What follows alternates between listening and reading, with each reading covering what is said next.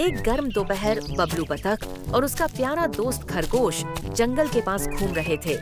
अचानक एक बिल्ली सड़क किनारे दर्द से कराहती दिखी। वह एक ट्रक की टक्कर से घायल हो गई थी।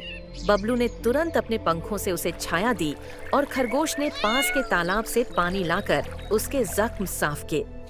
कई दिन बाद जब बबलू और खरगोश जंगल के अंदर खेल रहे थे, एक जंगली लोमड़ी ने उन पर हमला किया। तभी वही बिल्ली कूद कर आई और अपने नुकीले पंजों से लोमड़ी को खदेड़ दिया। सीख, मदद का फल जरूर मिलता है, चाहे देर से ही क्यों न हो।